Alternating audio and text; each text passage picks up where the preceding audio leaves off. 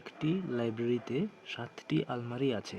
প্রত্যেকটি আলমারিতে 135টি করে বই আছে।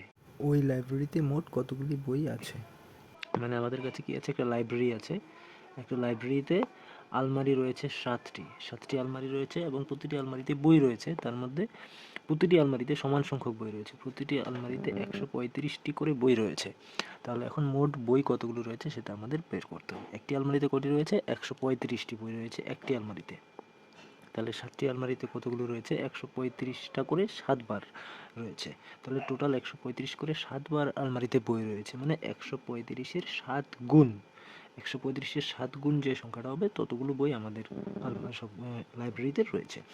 তখন এটা করার জন্য কি করতে হবে? সিম্পলি যেহেতু 7 বার একই সংখ্যা রয়েছে, তার জন্য এই সংখ্যাটাকে 7 দিয়ে আমাদের গুণ করে ফেলতে হবে। তাহলেই আমাদের মোট যে লাইব্রেরি বইয়ের সংখ্যা সেটা বের হয়ে যাবে। সেটা করার জন্য কি করতে হবে? প্রথমে 135টাকে আমরা এখানে লিখবো 135, তার নিচে 7 লিখে আমাদেরকে গুণ করে দিতে হবে। তাহলেই মোট বইয়ের সংখ্যা লাইব্রেরির বের হয়ে যাবে। তো গুণ করি। প্রথমে ডান দিক থেকে গুণ আমাদেরকে করতে হবে।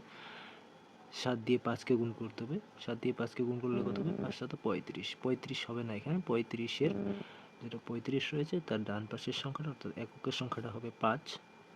3টা হাতে থাকবে, 5 লিখলাম। তারপরে 7 দিয়ে এটাকে গুণ করতে হবে। 3কে, 3 সাথে 21, 21 তার সঙ্গে 3 যোগ হবে, 21-এর সঙ্গে 3 যোগ করলে হয়ে যাবে 21, 22, 23, 24, 24, 24-এর হবে 4, 24-এর 4 হয়ে গেল, 2 থেকে গেল আমাদের হাতে। তারপরে 7 দিয়ে শতকের সংখ্যাটা গুণ হবে। 7 একে 7, 7 আর হাতে ছিল 2, তাহলে 7, 7-এর সঙ্গে 2 যোগ করতে হবে, 7, 8, 9, তাহলে হয়ে গেল 9। তাহলে টোটাল বইয়ের সংখ্যা হবে আমাদের এটা 945টি। তারপর উত্তরটা আমাদের কীভাবে লিখতে হবে? যে ওই লাইব্রেরিতে